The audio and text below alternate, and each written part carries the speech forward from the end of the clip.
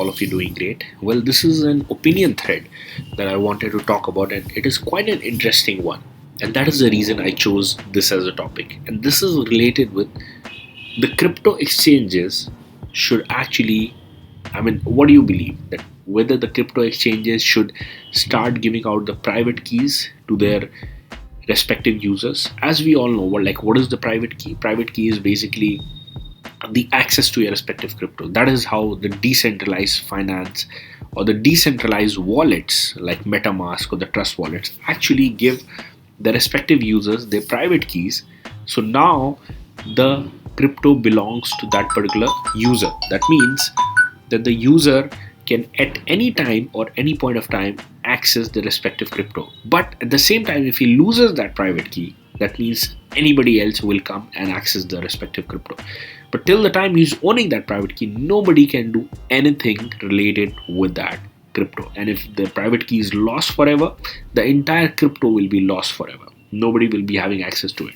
With the centralized exchange, what happens? The money is kept, or the crypto is kept with the centralized exchange without having any access to the private key. And that is what happened during the FTX disaster, that people's money or the people's crypto were kept at the FTX exchange, and the FTX exchange guys actually used the funds of the users to do the leverage trading, which is illegal. We can say that they are using the funds of the users for the leverage trading. Definitely it is not supposed to happen. The funds do not belong to FTX to use it in any ways. This was supposed to be just kept as it is, but they misused it, and with the leverage trading, with the collateral there being their own FTT token, when it fell below a certain price, the entire portfolio of all the users got wiped out. $10 billion were lost. To prevent these kind of disasters, people are started actually flocking and shifting towards the decentralized exchanges. With the current Binance FUD that started happening, obviously nothing is going to happen to Binance, as I've covered, the biggest exchange out there in the world. But at the same time, billions of dollars were withdrawn from Binance as well, with just a little bit of FUD. It wouldn't have happened had the FTX disaster wouldn't have happened. But at the same time, people are trying to learn about this private custody, private wallet. But with it comes with its own issues, right? If you lose your private key, so if you click on the wrong link, you just save your private keys onto the computer, somebody hacked your computer, somebody hacked your file, your private keys are gone, your entire crypto assets are disappeared and gone. So it comes with its own risk. And if they happen to implement this particular thing, it will come with its own problem. What kind of problem that we are talking about? Let's say, again, as I talked about, somebody just leaked their private key somewhere or the other, or just clicked on the wrong link, or probably just trusted onto the wrong exchange, wrong website, right? And their private key got leaked, and they will never have access to their respective crypto. Like somebody will just steal it away, or they lose the private key, they will never have the access to the crypto. At the same time, it is not just related with that. The entire structure of the centralized exchange is based on the centralized model, not on how to individually offer the private keys to the individual users when they are dynamically buying and selling the respective thing.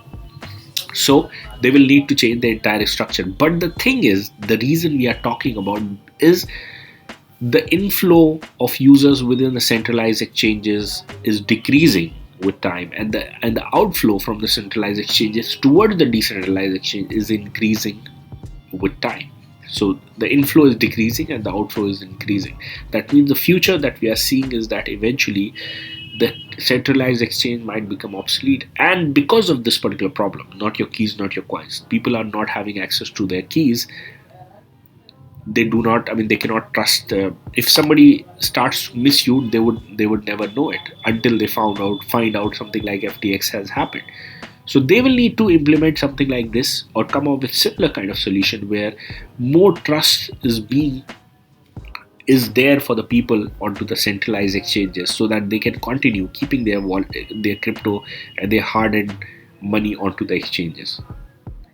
So this is an interesting debate, interesting topic. Like, for example, the decentralized exchange obviously getting very famous, for example, the Uniswap and stuff. But at the same time, it comes with its own problems, like the kind of problem somebody can just create a project, a rug pull project, and then just market it well. Everybody can just go and purchase it, some set of users based on the marketing and the hype, and the owners can just rug pull it without involving any third party. Nobody can block anything, right? People's money have been lost, and a lot of scams have happened this way. Somebody stealing your private key, you cannot do anything about it. But with the exchanges, probably if let's say even if the exchange get hacked, a big exchange like Binance, based on its reputation, will pull the money out from its own pocket to return back to the investor. So this why, like, some way or the other, for a lot of people, the money is even safer at the centralized exchange. So this is a kind of a debatable thing, but this is a solution that need to be thought upon by the centralized exchanges in order to survive in the future. What do you think and what do you believe of this particular thing? I would like to know your opinion on it. Please do comment down below. And again, if you have not subscribed to our channel, please ensure that you hit the subscribe button. The channel is everything about how do we grow your finances. Also, if you would like to win one full Bitcoin, as I have already said, like, all you need to do is just click on the link down below in the description, sign up to the biggest exchange, Binance, and purchase your first crypto. You get qualified for it. I'll just leave a quick video for that as well. Thanks a lot for tuning in, and I'll see all of you guys in the next podcast. Bye bye. Opportunity of a lifetime to win one full Bitcoin, and not just for the one time. In fact, every time we have 1000 referral crossed, we will be doing the lucky draw, and you will be qualified every time to participate for just doing one time task. What is that one time task? All you have to do is just sign up to Binance Exchange with our referral link. The link is down below in the video description, or you can even use the QR code that you see on the screen. Deposit $100 and buy any crypto of your choice. The crypto is yours, the $100 is yours. That's it. You're qualified for the rest of your life to keep on winning one Bitcoin every time we reach 1000 referral. All you have to do after that, email to us your Binance user ID at the email abdullah@abdullahzahid.com. Every 1000 referral, we will select one random user, and you are qualified every time we cross 1000 referral, 2000 referral, 3000 referral. That means you can even win 10 Bitcoin. So all you have to do, again, I'll repeat, click the link down below in the description or the QR code. You will be landing up at the Binance sign up page. You click on sign up with phone or email or Google, whichever way you sign up. You deposit $100, you buy any crypto of your choice, and then just email your user ID to our email address. Where do you find your user ID? This is your dashboard. You click on profile and you click on dashboard. The moment you click, you will find at the screen your user ID, and you just have to email to us. All the best for your lucky draw.